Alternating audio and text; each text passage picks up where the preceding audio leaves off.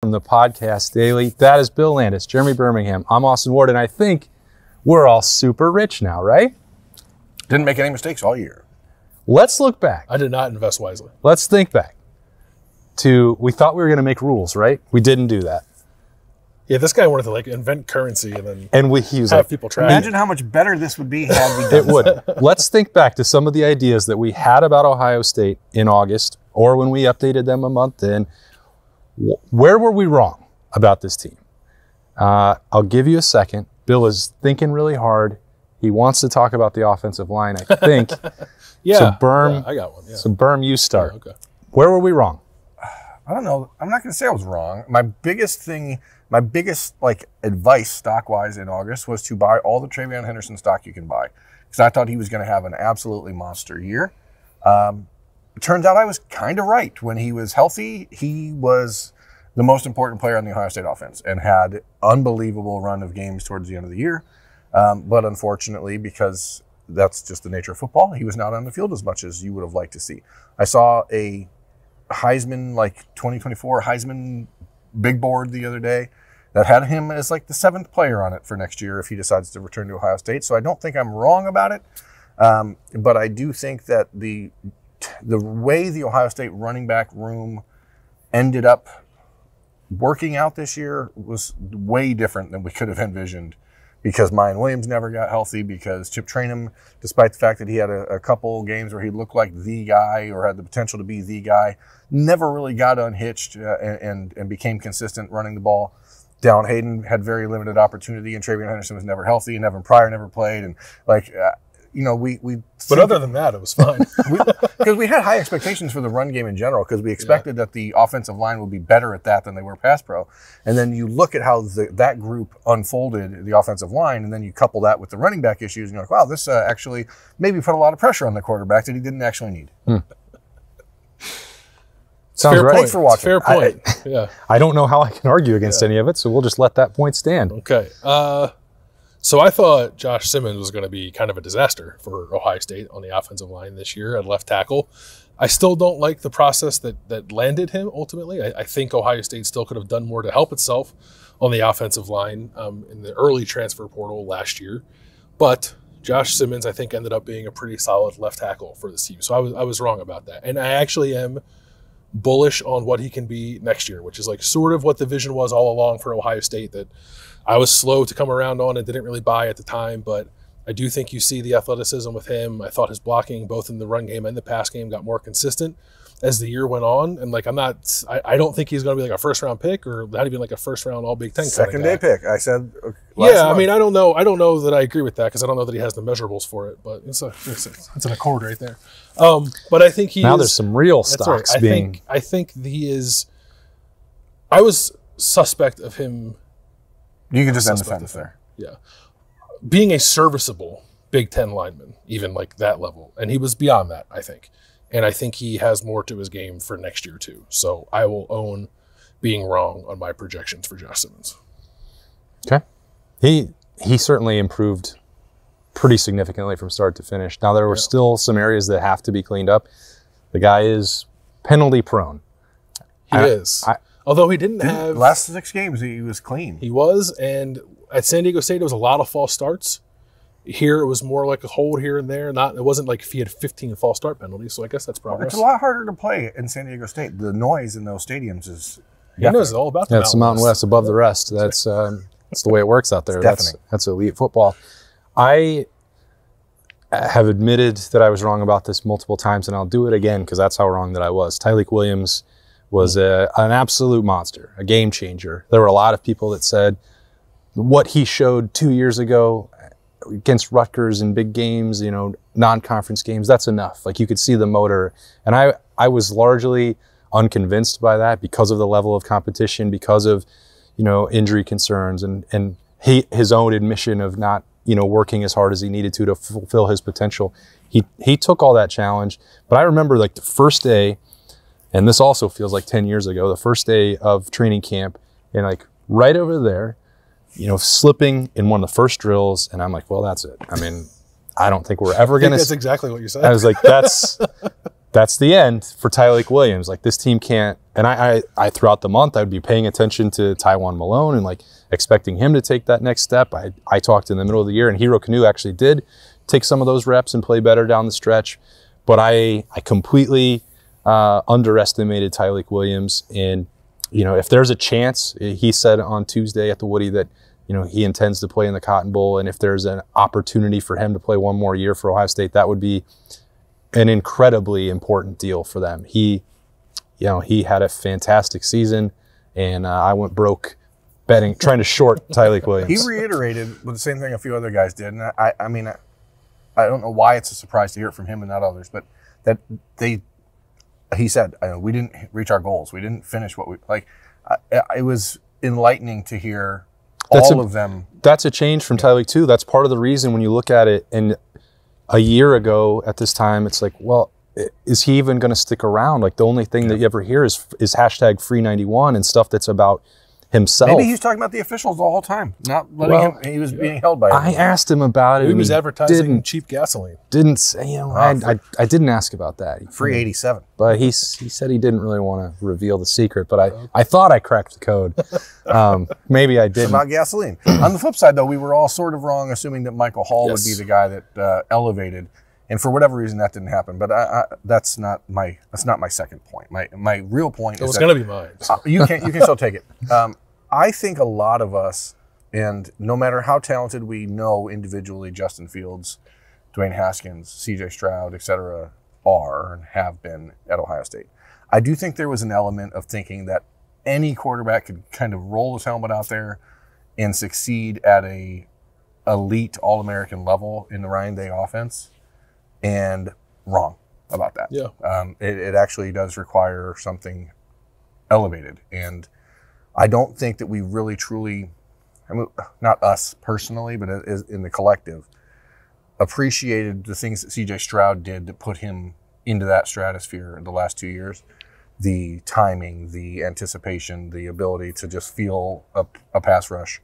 Those little things that I think we assumed Kyle McCord would have figured out before he became the full-time starter at Ohio State. And that didn't happen. So now I think we go into the next offseason feeling this curiosity about Ryan Day's quarterbacks in a way that no one would have anticipated 5 months ago. And so to me, that's probably like the single biggest thing that's different from August to now. Now I'm like, okay, so did he elevate the quarterbacks or did the quarterbacks elevate the offense? And I think that there's a middle ground in there, but now you have to prove that. And I that's going to be a tall task for Devin Brown or like Keenholz or Aaron Noland or anyone else to do it. But it's not something I would have anticipated believing in August. I kind of wonder, to zoom out from just Ohio State. Like, we know that Kyle McCord did not make the last play that was needed to win the game, to win a championship, and he's in the transfer portal and has left Ohio State. But maybe you guys disagree with this, but if you look back at 3, 4, 5, 15 years ago in Bo Nix's recruitment for him specifically, like, this class of college football quarterback for this year, I don't think as a whole was very good. I don't know if that's development across the board. I don't know if that's recruiting evaluations being wrong. I think COVID played some role. It's a 2021 COVID class. So I think it's a fascinating experiment to see how that entire class pans out. And I actually see, I mean, we talked for the last couple of years, and you've mocked the idea. I've told you before, Ryan Day loved Graham Mertz coming out of high school. Loved him. Loved Bo Nix coming out of high school. Those were like his favorite players. And the amount of time that I've talked to people, and people are like, what? Why? Those guys suck. Like, maybe they don't. So I think it's just interesting to see how sometimes a guy getting into a different system changes everything for them. Graham Mertz, why he ever thought he was going to get developed at Wisconsin, I don't know. He obviously wasn't perfect. It wasn't going to happen at Florida either. He played pretty well for Florida. He's better at Florida. And he's going to come back, and next year he's going to be in year 6 or 8 or 10 or whatever, and he's probably going to be a Heisman finalist, because when you're a 28-year-old guy playing in college football, that's what happens. He's going to throw 40 touchdowns for a 6-16. So, I mean, I think it's just an interesting there is a huge conversation about that class of 2021 at quarterback Because Caleb Williams, for all of the things he does, has he gotten better at playing quarterback in the last 2 years? I think he's got demonstrably worse. I would ask that question about every Lincoln Riley quarterback. It's easy to dispel with that when you only have guys for 1 year. Yep. But that's I'm looking at it more and like trying to ask questions about how difficult it's going to be to sustain that, because I think college football as a whole got spoiled by years of Justin Fields and Dwayne Haskins and Trevor Lawrence. Like I don't feel like anybody in college football was at that level. I'm not saying that in any way, shape, or form to suggest that like, hey, it wasn't Kyle McCord's fault. Like, no, Riley Leonard was the elite transfer portal quarterback, and it's not like he's got some traits that you can look at and be like, that's a guy that translates to the NFL. But there's nothing about him that is intrinsically elite. It's not. He doesn't have Trevor Lawrence's size or Justin Fields' athleticism or C.J. Stroud's ability to throw the ball into tight windows or anyone. He doesn't have Will. What's that quarterback for the Smith? Will Smith. Will Levis. Will Levis. He doesn't have Will Levis's arm strength. Like he doesn't. None of those guys have any one of those elite traits that. And I guess would have thought that we would have seen one of those traits emerge from Kyle McCord this year, and that's where it didn't happen. But to your point, I don't know that anyone else throughout college football really did that. And Jaden Daniels. Jaden Daniels was fantastic, but he wasn't, and I know that this is a sidetracked argument with their defense and other things, but like, I mean, he didn't win every single game, and there were things that he did wrong in every one. I would include Michael Penix in that. I brought that up with, Bill the other day about the Heisman vote, or maybe it was you. I don't know. Everyone. Yes. Like, remembering what the Arizona State game happened. Like it was me because it was also Kyle McCord was ranked ahead of Michael Penix in QBR, and I said that was wrong. But it was also me on the live show on Monday. But anyway, he gets 1 point in his head and he can't look it. Well, I think it's important to my point now, which is that if the expectation to zoom back in on Ohio State is that they're going to have Justin Fields or Dwayne Haskins or C.J. Stroud every single year, I don't think they will. And I don't think anyone should expect that. Like, that doesn't mean that you can't get better quarterback play or that the development of the position can't be improved. I think both of those things are absolutely unequivocally true. But and necessary. It's not as simple as this guy is with every single one that comes in is going to be a first-round pick and a Heisman Trophy finalist and win a national championship. Like, none of those three guys before that did that anyway. Yeah, I think the question morphs from, like, can quarterback X of the future match the level of play of CJ and Dwayne and Justin, to can whoever that quarterback is do what is necessary for that particular team to win a national championship? And I think that's the only question really worth asking. And I think this year the answer to that question was clearly no. And Ohio State needs to evaluate it and figure out a way to make sure the question for next year is yes, because that's the expectation around here. But yeah, like, go out there and rewrite the record book every single season is an unrealistic expectation, but like baseline level of play for Ohio State to achieve its goals is not. And I don't think they're there right now. They need to get back to it. Okay. That's a long-winded way of saying I didn't think the quarterback play would be a question. At this point of the year. Yeah. It's your turn now. Michael Hall, talk about it. No, I'll go somewhere else on the defensive line actually, because I wasn't alone in this, but I think a lot of people were buying Kenyatta Jackson stock in camp. I definitely was, and there were some real flashes there when we got to watch practice. Turns out it's because probably the offensive line was still working through some stuff, which is an important point to keep in your mind whenever evaluating defensive linemen in practice. And it's not that I thought Kenyatta played poorly when he was out there this year. It just wasn't kind of a rocket ship the way I thought it was going to be. I thought we were going to see a real sophomore breakout for him, and part of it is opportunity. Like, Jack and JT played really well in front of him and dominated those snap counts. I don't really have any issue with that. I just thought that we'd feel Kenyatta a little more when he was out there and that those opportunities would be greater. But I think that was more a product of kind of maybe misunderstanding and misevaluating what the situation was at defensive end, and that those older guys were going to take steps forward, because I think both of them did, which limited opportunities for Kenyatta and Caden Curry and even Amari Abor, who's now transferred. So I guess generally I thought that younger crop of defensive ends might have more of an impact on this defense than it ended up having. I would say that in some ways there was a silver lining and positive, because Larry Johnson was willing to adjust specifically against Notre Dame and just say, hey, Jack and JT go. Like, the best players need to do that. Now, there's a difference. Like, it shouldn't have to be that way. If guys put themselves in a position where there is no drop-off, which was my issue before, I've tried to make that very clear, that suggesting that Javonte Jean-Baptiste was the same as JT Tuimoloau was like a very faulty piece of logic. If Kenyatta Jackson or Caden Curry had made that a legitimate conversation to get an even number of reps, then like that's better for the overall health of the defense. I don't dispute that part. It doesn't just have to be 2 or 4 people constantly, but the depth I don't think elevated to the level that maybe we would have projected for Ohio State. Yeah, which I guess on one hand might be a little bit of an issue. I think not. I'm not really there with that. I don't even think that it's a bad thing that I necessarily and others ended up being wrong about what that picture might look like, because I think it was more a product of a change in philosophy and Jack and JT again playing really well this year. But I guess I wish we would have seen a little more to make you, I don't know, more bullish on the future of that position should Jack and JT leave. Maybe there's a little bit to be desired there with some of the play we saw from the younger guys, but I still believe in them. Like I still like when Caden Curry and Kenyatta Jackson are out there. I like what I see. I think there's relatively high ceilings for both those guys. I thought it'd be more apparent now after this year heading into the bowl game. Yeah, I think I was mostly right when you dumped all your 2 tight end stock on the field, but I definitely picked the wrong second tight end. Yes.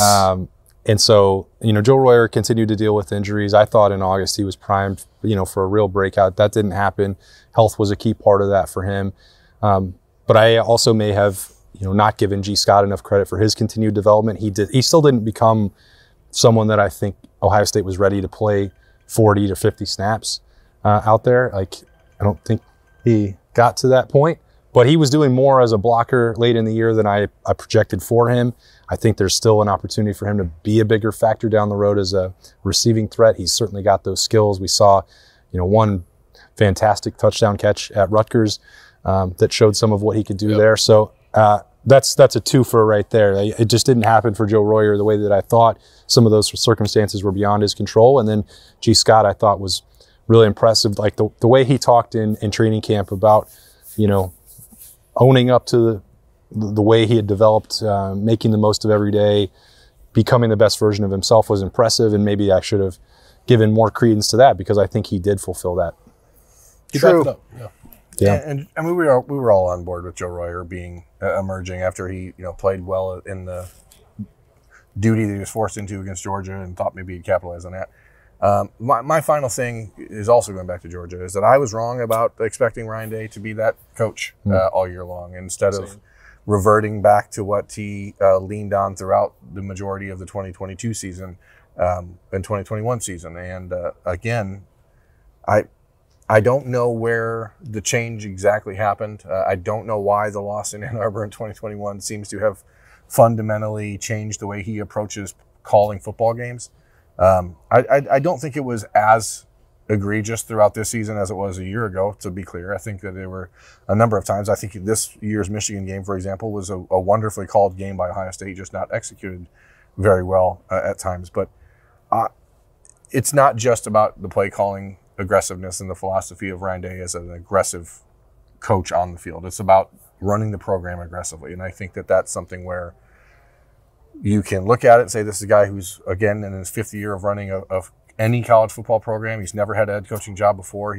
And I think he needs to take that step if he wants to continue to be the face of Ohio State football for the next 10 years or however long his desire is to run this program. You don't run a program like Ohio State and win in a program like Ohio State by being timid. And that is a concern that I kind of tried to push off in the preseason that I think now more than ever can't really be ignored.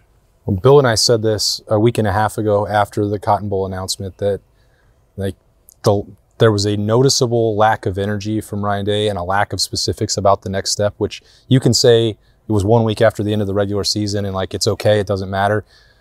Then to go, 2.5 weeks and not talk at all about anything you're doing, recruiting, NFL draft decisions, getting ready for the Cotton Bowl, being active and being on TV, being on media and talking about, hey, things are great. And then also having the possibility that if there is some part of him that doesn't want to make any change to the coaching staff and the 2 spots, if there's any wavering on that, come out and say it. And it's possible that there is, you're going to have to explain that. Bar none. absolute point blank period, because everybody in this building seemed very much aware that those were the steps that needed to be taken and were going to be taken. And if you don't, he's the only one that can answer that. And so I'm not saying that like everything we've reported previously is not going to happen, but it's a possibility that it doesn't. And the blowback to that, and that would be the complete antithesis of Georgia Ryan Day in terms of what you're using your word there, Berm, of timid, cautious. I don't know. If those don't happen, I don't know how you explain it. You're getting me fired up, man. That cannot happen. It cannot happen. It cannot happen. We're not going to talk to Ryan Day till next Wednesday. On Zoom. So read into that what you will, I suppose. On National Signing Day for one of the best classes in the country at Ohio State. Yeah, it just doesn't feel like they're attempting to put themselves in the positive spotlight that they want people to view them. You know what I mean? Like if you are frustrated with the negativity, or if you're frustrated with the national view that things are falling apart, then step up and show people why it's not. And don't allow the narrative to spin uncontrolled. And that's what seems to be happening when you don't step out in front of it and say, this is what's going on, this is what we're doing. This, even if Ryan Day decides that he's not making a change with Parker Fleming, or not making a change at quarterback, or deciding to re-sign Corey Dennis, then step up and say it and let people hear your reasoning, say why, and move on. Yeah. Because it's the idea that people, and this is for us too. I mean, we are talking heads talking about this stuff. Like, you can't just let people's thoughts wander and like create their own story when the story is yours and you can control it. All right. How about some good news? I am not taking all the credit for this. I think we were all on the same page, and a lot of people who were observing Ohio State practice and talking to people in the summer were on the same page, even going back to the spring, that these cornerbacks were going to be pretty damn good. Tim Walton, stock up. Yeah, and they ended up being that. So, yeah, if we're going to do a stock up on Tim Walton, absolutely. Both on the field and in recruiting, I think he's earned it. Mm-hmm. I think that group was tremendous, especially if you consider Jordan Hancock with them, and I do. Davis Nigbinosin, I thought, was a great transfer addition. Denzel Burke obviously had a great year. Jermaine Matthews stepped up in the huge spots a couple times and played really well. They were everything I thought they would be this year. Maybe they didn't have quite as many takeaways as maybe they wanted to. I'm not necessarily leveling that criticism at them, but Jordan Hancock did say like he wishes they would have got some more turnovers this year. But I thought every time they were challenged, they really answered the bell. And there were the strength of I really not even the defense. I would say the strength of the team this year was the play that they got from the cornerbacks. I say strength, but also they were sort of the heartbeat of the team as far as the confidence goes. Yeah. And just the overall attitude of this team was emanating from that group.